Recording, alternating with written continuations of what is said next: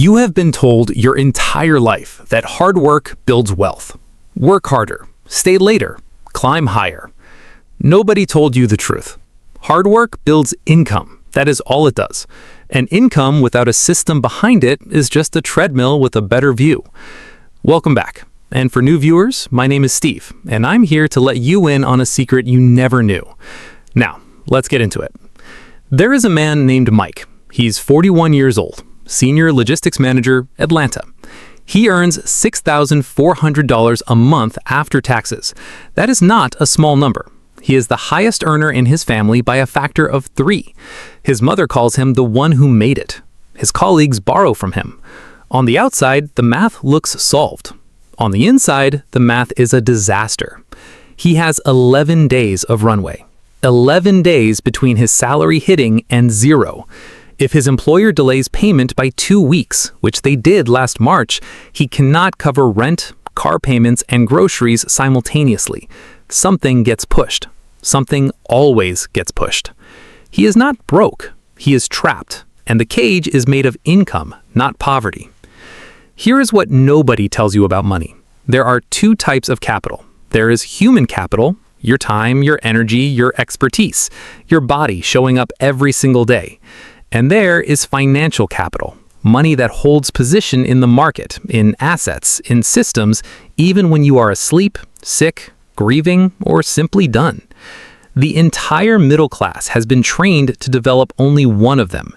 Every school, every parent, every employer benefits from you maximizing your human capital and parking your financial capital in a savings account that inflates away quietly while the bank lends it out at 8 times the rate they pay you. That is not conspiracy. That is the architecture. And if nobody explains the architecture to you, you spend your entire life furnishing a building you do not own. This video is about financial capital, what it is, how it actually behaves, what your life looks like when it is working while you are not, and exactly, not vaguely, exactly how you begin building it from wherever you are standing right now. Stay with me, because the middle section of this video contains one specific strategy that most people with genuine wealth use, but almost nobody in mainstream personal finance talks about openly. I will get there. First, we need to dismantle something. Here is what your bank does with your money the moment you deposit it. You earn 0.5% interest on your savings account, maybe 4.5% if you found a high-yield account and actually moved the money. The bank takes that deposit and classifies it as a liability on their balance sheet. They owe it to you. Then they lend it out at 20%, at 24%, at 29% on credit cards. The spread between what they owe you and what they charge borrowers is not a secret. It is published in their quarterly earnings reports. It is the entire business model. You are the raw material. Now, expand that understanding. Every dollar sitting in a low-yield account is not resting. It is working for someone else. The bank is not keeping it safe. It is deploying it into mortgages, into auto loans, into instruments you will never see the return from. This is not a moral argument. It is a mechanical one. The question is not whether money works while you sleep. It does. The question is whose account it works for. Mike keeps $18,000 in a savings account because it feels responsible.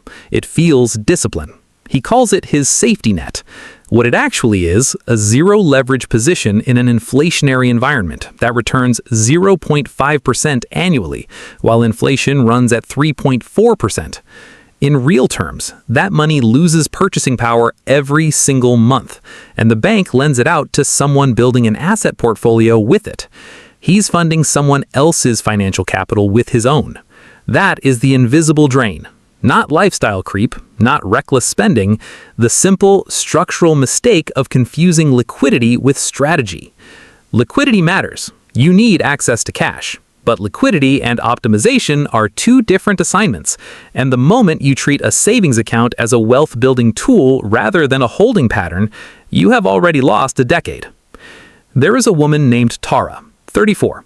She is not wealthy by any conventional measure.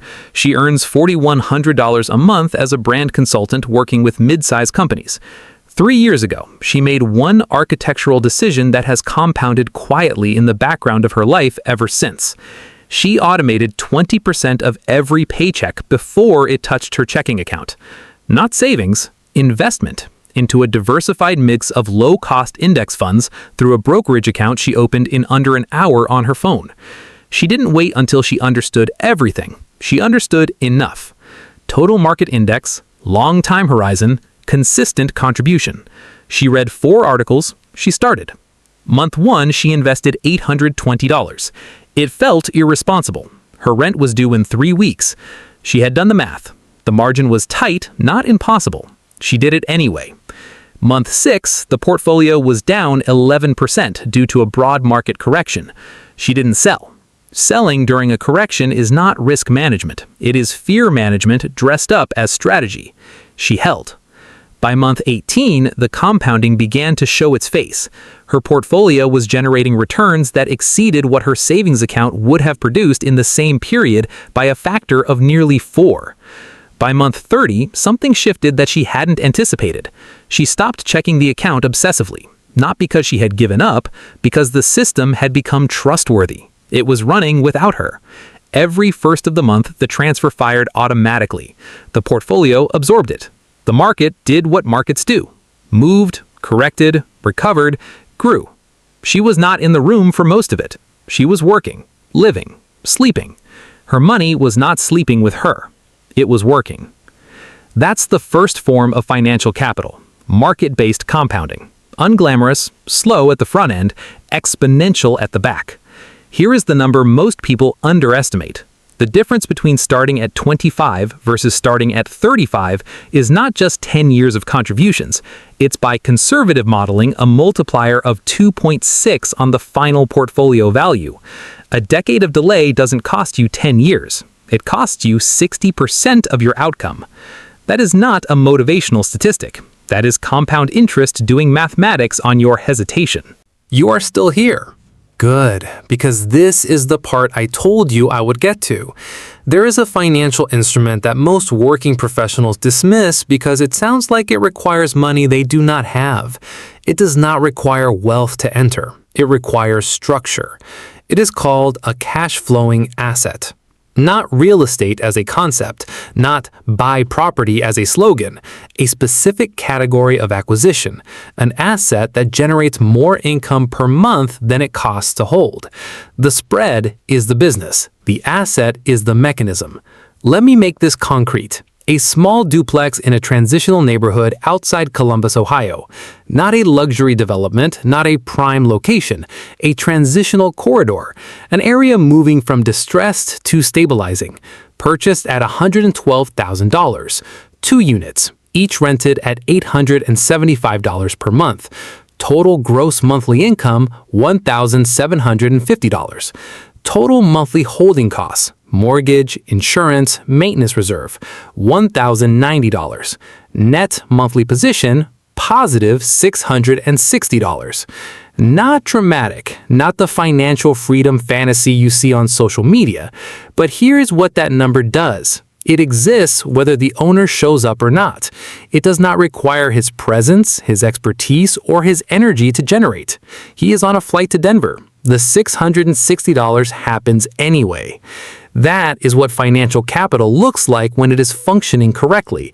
Not passive in the fantasy sense. There is maintenance, there are tenant relationships, there are unexpected costs, but structurally detached from his time. His time is no longer the only input variable. This is the difference the middle class was never taught to chase. Not a higher salary, a different relationship between time and money. And here's where I want you to actually pause and think diagnostically about your own situation. Right now, what percentage of your monthly income is generated while you are asleep? From most people watching this, the answer is 0, or close enough to 0 that the distinction doesn't matter. Every dollar you earn requires your conscious, present, active participation. You stop showing up, the money stops coming. That is a single point of failure, masquerading as financial stability. If this video is landing for you, if you are seeing your own financial situation and what I'm describing, hit subscribe right now. Not for vanity, because what comes next on this channel goes deeper. Deal structuring, tax strategy, specific instruments for building the system at every income level. This video is the foundation. Subscribe so the next layer reaches you, and drop a comment below. Tell me exactly where you are financially right now. Not your salary, your system. How much of your income runs automatically? What assets do you hold, if any? What is the specific gap you are trying to close? I read every single one. What you write shapes what I build next. Most financial content stops at inspiration. Here is the mechanics. Step 1 is not investment. Step 1 is financial visibility. You cannot optimize a system you cannot see. Most people know their salary. Almost nobody knows their actual monthly cash flow to within 5% accuracy. They have a feeling. They have a rough number. A feeling is not data, and you cannot build architecture on feelings.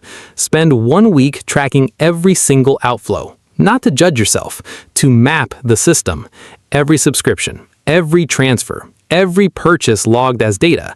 What you are building is a baseline. You need the baseline before you can identify the margin. Because here's the uncomfortable truth. The margin already exists for most working adults. It's being consumed by friction. Small, invisible, habitual outflows that feel necessary because they've been normalized over time. Mike ran this exercise. He found $780 a month in friction.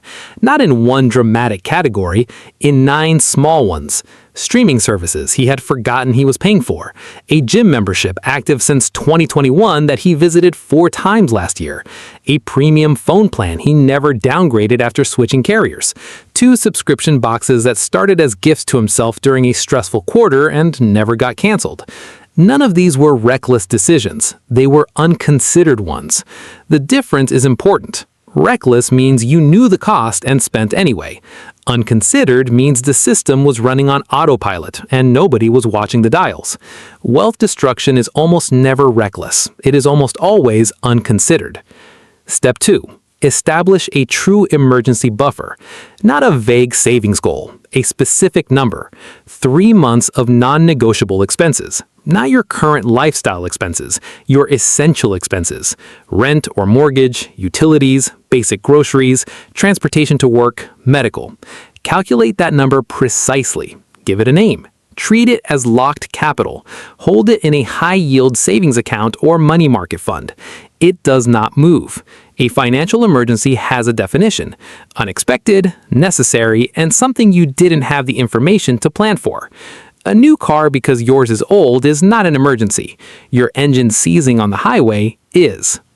Step 3 is where the system starts. Everything above your buffer threshold gets allocated before you can spend it, not after your bills. Before. The automation fires on payday. You never hold discretionary capital long enough to develop a spontaneous plan for it, because plans made in the presence of available money are unreliable. They cave under opportunity, social pressure, or the completely human impulse to reward yourself for the week you just survived. Automation is not about discipline. It's about removing a decision from a human brain that is not reliably wired to make it correctly when money is sitting available. You allocate 15 to 20% to long-duration market instruments, index funds, ETFs, diversified, low-fee, broad market exposure. You are not stock picking. You are buying the entire market and waiting.